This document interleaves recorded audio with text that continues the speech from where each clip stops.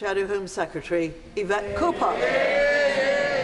Thank you, Madam Deputy Speaker. Can I thank the Home Secretary for her statement? Yesterday's petrol bomb attack on the Western Jet Foil Centre was truly appalling. I'm sure the whole House will condemn it in the strongest possible terms. And I echo the Home Secretary's tribute to the emergency services and Border Force staff who responded. But I must ask her, can she tell me whether counter-terror police and counter-extremism units are involved in the investigation? It doesn't make sense for them not to be. Why are they not? Turning to the dreadful conditions at Manston, 4,000 people are now on a site designed to accommodate 1,600 people, with some families there for weeks.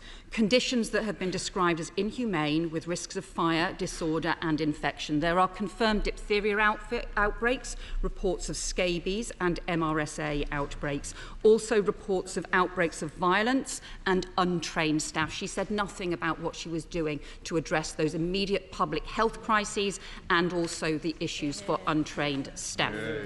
Behind these are deeper failures in the government's policies on asylum and channel crossings. Decision-making has collapsed. The Home Office took just 14,000 initial asylum decisions in the last 12 months, compared to 28,000 6 years ago. 96% of the small boat arrivals last year have still not had a decision, and initial decisions alone are taking more than 400 days on this Conservative government's watch. Can she confirm that the Nationalities Borders Bill and changes to immigration rules have in fact added further bureaucracy and delays, leading to tens of thousands more people waiting in asylum accommodation and more than £100 million extra on asylum accommodation bills because their policies are pushing up the use of hotels and the increase in delays?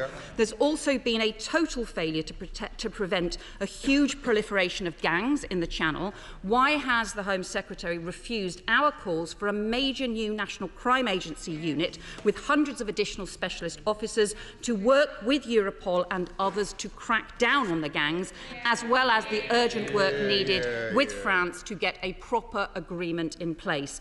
And can she also confirm on the Rwanda plan that she has spent an extra £20 million on top of the £120 million already spent on a policy that she has herself described as failing and that her officials have described as unenforceable and with a high risk of fraud? And isn't it now time to drop this unethical and unworkable scheme and put the money into tackling the backlogs and tackling the criminal gangs instead? And let me ask her about her own decisions, which are there are very serious allegations now being reported that the Home Secretary was warned by officials and other ministers she was acting outside the law by failing to provide alternative accommodation.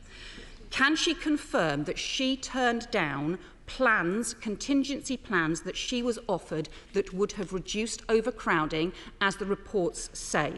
There are also legal obligations, including under the 1999 Act and the 2018 regulations. Can she confirm she was advised repeatedly that she was breaking the law by failing to agree to these plans? One of these meetings on Manston was on the 19th of October. Can she confirm she refused these proposals on that date? It was the same day that she broke sections 2.3 and sections 1.4 of the ministerial code.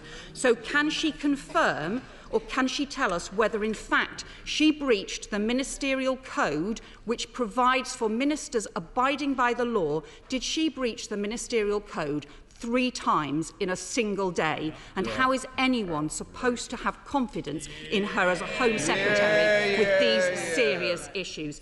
She refers in her statement to security checks. These are very important, but her statement is undermined by her own disregard for security. Her letter today makes clear that the incident over which she resigned was not a one-off, and contrary to her previous claims to have reported the breach rapidly as soon as she realised, she instead had to be challenged several times by one of her colleagues.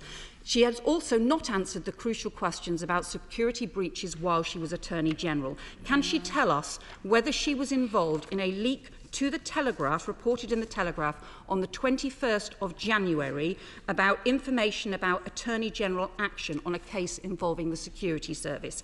Has she sent any other government documents by WhatsApp, Telegram or other social media? And given that it's been less than a week since she was reappointed, and less than a fortnight since she was first forced to resign for breaching the ministerial code, and every day since her reappointment there have been more stories about possible security or ministerial code breaches, how is anybody supposed to have confidence in her, given the serious responsibilities of the Home Secretary to stand up for our national security, for security standards and for public safety? The Prime Minister promised that this would be a government of integrity, of professionalism and of accountability. Isn't the Home Secretary letting everyone down and failing on all of these counts?